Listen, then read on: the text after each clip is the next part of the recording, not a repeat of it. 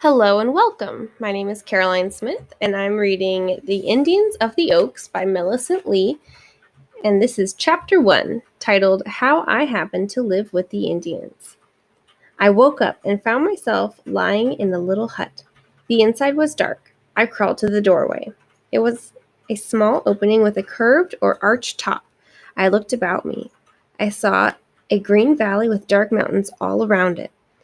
Many Indians were scattered about the valley. They were carrying baskets or jars upon their head and walking up and down the trails to their little houses. One Indian stood close by the doorway of the hut in which I lay. He was talking to somebody I could not see. He used a Spanish word once in a while that I could understand because my grandmother was Spanish. Many Spaniards lived in California when it belonged to Mexico, and the Indians learned Spanish from them. Through all the chatter, I understood the Indian to say, "When the day grows warmer, we will take him into the sunlight and feed him. We will feed him." Then I began to know that I was very hungry and was aching all over. I felt of my bones. I felt in my bones, but they were all in place. I was cold. It seemed as if I couldn't wait to be taken into the sunlight. I looked all around me. I was lying on a rabbit skin blanket. It was woven of strips of warm rabbit skins. Near my head was a big stone with a deep hole in it. Sticking out of the hole was a long, smooth rock.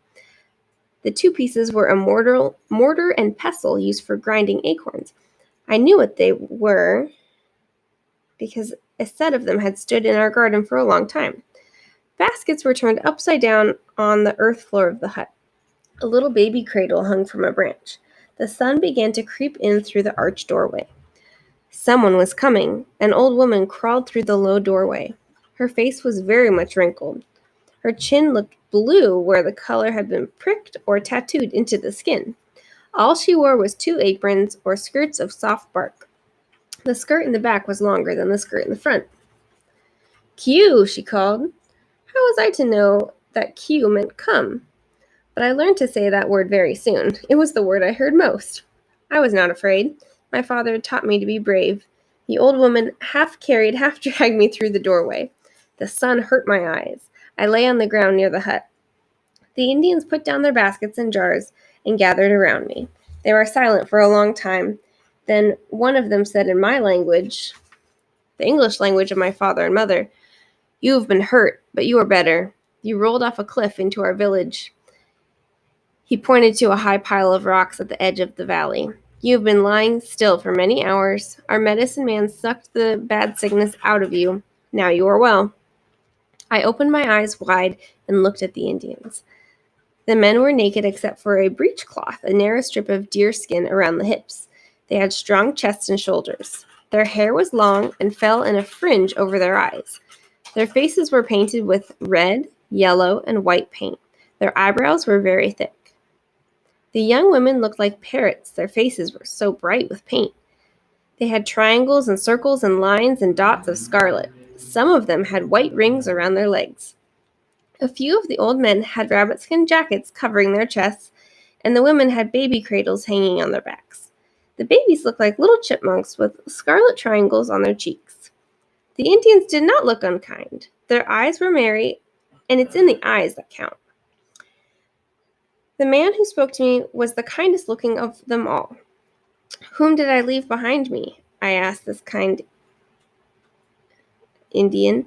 This was the first thing which had come to my mind when he told me that I had fallen. I could remember nothing. "That is the queer thing," answered the Indian. "None could we find. We hunted all the time you lay there quiet." He pointed toward the hut. I let my mind go back a long way. My mind traveled backward instead of forward. And then I said, "I remember. I left no one behind me. I was alone. My mother and my father are both dead, and a neighbor sent me to live on a ranch. The rancher was not good to me, and I ran away. I ran for 2 days. I was hungry. I guess I grew dizzy and fell."